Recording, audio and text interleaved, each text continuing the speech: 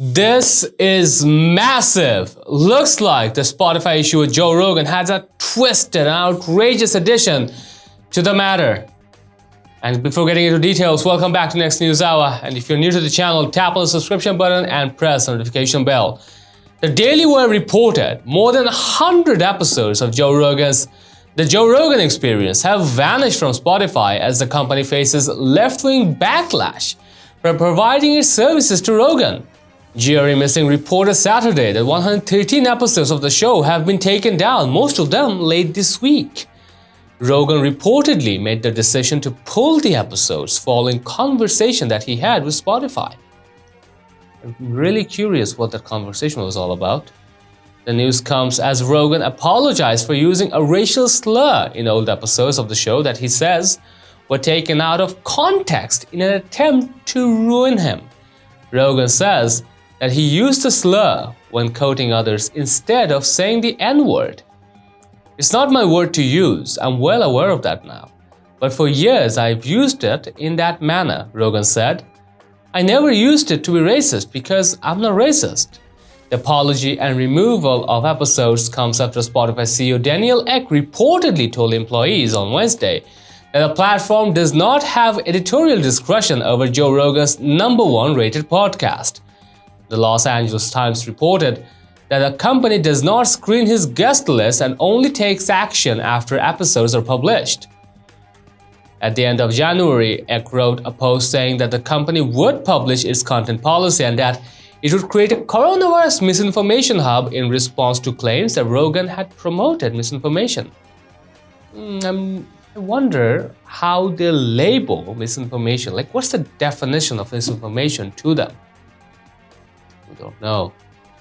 We have had rules in place for many years, but admittedly, we haven't been transparent around the policies that guide our content more broadly. This, in turn, led to questions around the application to serious issues, including COVID-19, and that's what CEO Daniel Ek wrote on Sunday. He also wrote, based on the feedback over the last several weeks, it's become clear to me that we have an obligation to do more, to provide balance and access to widely accepted information from the medical and scientific communities guiding us through this unprecedented time. These issues are incredibly complex. Ek highlighted the following moves that Spotify will take. And number 1, today we're publishing our long-standing platform rules. These policies were developed by our internal team in concert with a number of outside experts and are updated regularly to reflect the changing safety landscape. These are rules of the road to guide all of our creators, from those we work with exclusively to those whose work is shared across multiple platforms. You can now find them on our newsroom, and they will live permanently on the main Spotify website. They are being localized into various languages to help our users understand how Spotify assesses all content on our platform. Number 2, we're working to add a content advisory to any podcast episode that includes a discussion about COVID-19. This advisory will direct listeners to our dedicated COVID-19 hub, a resource that provides easy access to data-driven facts, up-to-date information as shared by scientists, physicians, academics, and public health authorities around the world, as well as links to trusted sources. This new effort to combat misinformation will roll out to countries around the world in the coming days. To our knowledge, this content advisory is the first of its kind by a major podcast platform. And then, we will also begin testing ways to highlight our platform rules in our creator and publisher tools to raise awareness around what's acceptable and help creators understand their accountability for the content they post on our platform.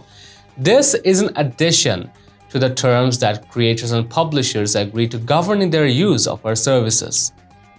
Frankly speaking, I'm a little surprised because honestly, nowadays, don't treat it like pornography. Don't treat it alternative opinions and pornography. This is crazy.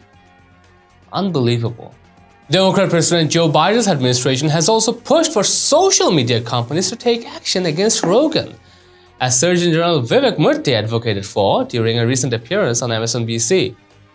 Yeah, it sounds like Rogan kind of recorded pornographic sounds and published it on the podcast. Yeah, absolutely. I agree.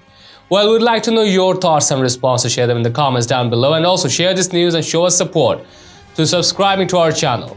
Stay tuned for the real stuff on next News Hour.